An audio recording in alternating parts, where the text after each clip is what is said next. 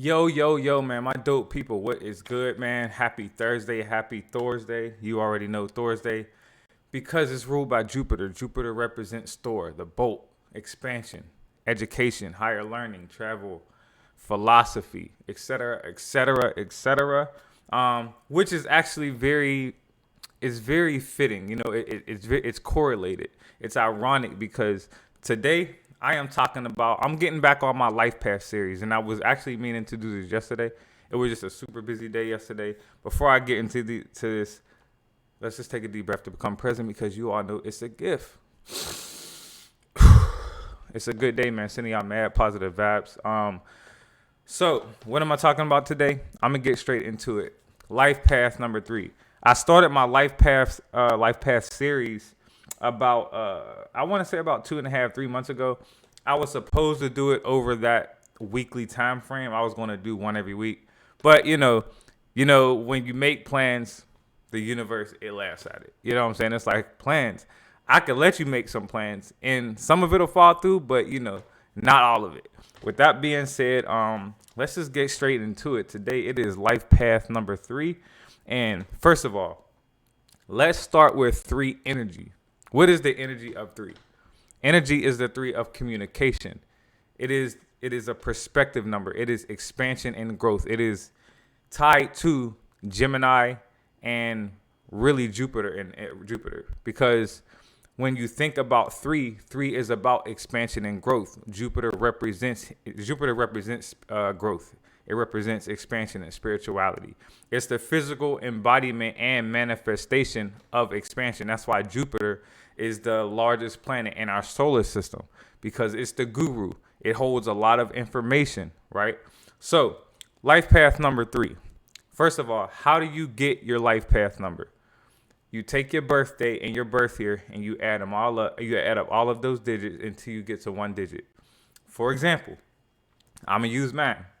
My birthday is April 30th, 1988, right?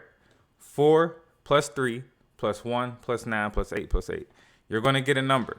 Mine is a 33, and then you add 3 plus 3, which is 6. So my life path is a 33/6 because a 33 is a master number. And 33s, if you are master number 33, you are a spiritual teacher. You are here to teach and really lead in that aspect of life. In many aspects, but that's one of them. The other master numbers are 11s and 22s. 11s are messengers, 22s are builders, 33s are spiritual teachers. All right. But nonetheless, you add them up until you get the one digit. Mine is a 6, which is about nurturing purpose, just to give you just a real quick synopsis on how you do it, right? So if you are life path number 3, the energies of 3, expressive, again, is Gemini energy, right? Because Gemini is a communicator. It is the twins. It sees 2 different perspectives and it socializes and it creates results based off of those perspectives. Gemini is communication. It's expressive. It is social, creative. It is also a fast learner, and it is very adaptable. It is a mutable sign. When it comes to the zodiac, there are 3 different modalities. There are cardinal, fixed, and mutable. And all of them have different, they all have confirmation. They all have different traits to them, right?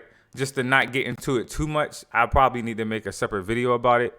But cardinal signs are the initiators in the zodiac. That's Aries, Capricorn, Cancer, and who is the other Aries sign? Or cardinal sign. I want to say it was like Aries, Cancer, Capricorn, and I want to say it is I can't remember right now. I just woke up. Let me be great. But the fixed signs is Leo, Taurus, Aquarius, and Scorpio. Mutable signs is Sagittarius, Gemini, Pisces, and Virgo. So with that being said, yes, they all have different characteristics and traits to them. So cardinal signs are the initiators. The fixed signs, they take concepts and ideas. They make something better off of it based on those concepts. This is why those signs are fixed, because they're perceived as stubborn, right? But they have to be so they can hold that energy for whatever concept and idea they are cultivating and creating. And they basically take it to the mutable signs.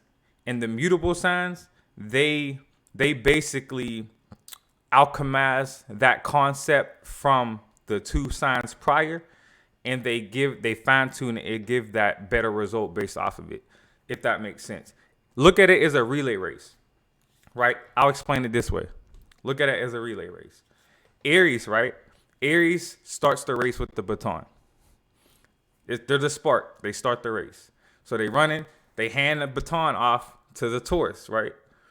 The Taurus sign it's probably a little bit slower, but that's because they are about longevity. You know what I'm saying? So they're running with the baton, and then they create some dope ass. It's like while they're running with the baton, the Taurus comes up with an idea on how to surely win this race. Like, you don't have to think about it. When the Taurus has the baton, you already know you're going to win, right? So the Taurus takes it to the Gemini, right? And then the Gemini is like super adaptable, quick with it, you know what I'm saying? And so since it's a mutable sign, it's taking the energies from the Aries and the Taurus and is creating the final result based off of those energies. And that's when they get to the end of the race and they win the race. That's how you got to view it, right? And there's three other signs that do that. Not three other signs, but, three other examples. So with that being said, I kind of got off track, my bad. But life path number 3, again, also vibrant and productive. And this is because they love socializing, gaining different perspectives of things. They love communicating with people so they can use those energies and use those ideas and kind of create their own thing based off of those ideas. They're also very free-spirited, enthusiastic, very spontaneous as well. Usually, like life path number 3s, they're spontaneous. You're like, they'll wake up, they'll be doing something one day, they'll wake up and be like, I'm not doing this shit today. I want to go to, it'll be like a Wednesday afternoon, or it'll be like a Monday morning, and they'll call their best friend and be like, yo, you trying to hit Carowinds? You know what I'm saying? Like they're very spontaneous. They'll do shit like that. But also I don't want to say the negative side, but the opposite polarity of life path number 3s. They gossip because, again, they're communicators, so they can gossip a little bit. They're scatter-minded. If they don't take care of their personal thoughts and thought patterns, they can go down an abyss of negative thoughts, because 3 is tied to the 3rd house again, which is communication, writing, and things along those lines. And it's also tied to Gemini, because in Gemini is an air sign. The air element is the mind. It is the intellect. It is how you think, what you think about. It is your impulsive thinking, right? So sometimes they could be very scatterminded. They could be thinking this once, 1 minute in a conversation, and then they could be talking about something else, and you never get back to the point of the conversation. That's Gemini energy. Also, they can be selfish at times, which is not necessarily a bad thing. All of us should be selfish. To be completely honest, selfish has definitely been frowned upon for, especially for us millennials. If you're a millennial, you've definitely been called selfish by your parents in some point in your life. And honestly, you shouldn't give a fuck. Definitely, it's good to be selfish. How many times have you met people, right, older people, and they be like, they have like a lot of, not necessarily regrets, but they're like, I wish I would have did this with my time, or I wish I would have did this. Well, guess what? You can take that advice, and you don't have to experience wishing anything. You can actually experience what they couldn't experience by taking that advice and being more selfish. You should be more selfish. So with that being said, they can be a little bit too selfish at times, but even that's relative. They could seek attention. But again, nothing is wrong with that. This is why I always say these aren't really negative traits. It just depends on how it's always relative. A, it's about a perspective. B, and at the end of the day, everyone's going to have their own opinions about you no matter what the fuck you do. So, you know what I'm saying? Just be you and be aware of the different states and the different energies you are in, right? The last thing about this is they can be extremists. They can be all the way left or all the way right.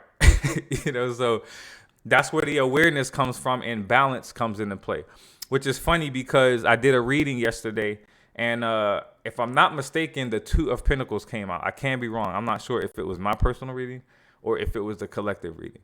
But 2 of Pentacles energy, balance. So you have to make sure you stay balanced. And I always refer back to Mike Tomlin on this. Shout out to Mike Tomlin, one of my favorite people that I'm definitely going to meet one day. And I remember him doing an interview, and and he explained this, right? In football, people believe that when it comes to 50-50, it's like you want to pass the ball 25 times and run the ball 25 times. And that's not necessarily what balance is. Balance is about being aware of it. And also it's about the way he explained it was if we need to get a win and we need to pass the ball 50 times or run the ball 50 times, we need to be able to win in either way, shape, form, or fashion. That is what he meant when he said balance. So I use that analogy for this because it's not about being equally yoked all the time because it's really not possible. It's not really possible. We are humans. We're going to make mistakes and we're going to indulge. But the key is being aware of you indulging and being aware of you being you being in an energy more than the other. Again, it's about awareness. Which let me show you this book that I just got. I only read the first chapter. I haven't read much of it yet. But A Power of Awareness by I just be picking up books. I don't be looking up this the authors and shit by Neville. The Power of Awareness. But it's gonna be a quick read. I'm probably gonna finish this weekend. But yes, life path number 3. Now, famous life path number 3s: Christina Aguilera, John Travolta, and David Bowie. Those are famous life path number 3s. All right, and 11:33 on the timer as I say that. So with that being said, not gonna make this too long. I just wanted to do this before I go work out because I'm about to go crazy in this gym today. I have back and biceps. I'm excited, but obviously I'm starting with my quad extensions, and then I'm probably gonna do a two a day today. I'm gonna hit the gym, do back and biceps, and then I'm gonna do probably 100 reps of 225 squats. So I really been focused more on my legs and my legs, back, and shoulder. So you already know. But with that being said, sending y'all mad love, mad positive energy. Again, happy Thursday, a.k.a. Thursday. Wear some blue because today is Jupiter's day, and the color of Jupiter is blue. So I'm definitely going to rock some blue today after I take my shower. You feel me? But with that being said, again, sending y'all mad positive energy. Take a deep breath for me to become present since it's a gift before we get up out of here. Welcome back to the present. Love y'all, and we out.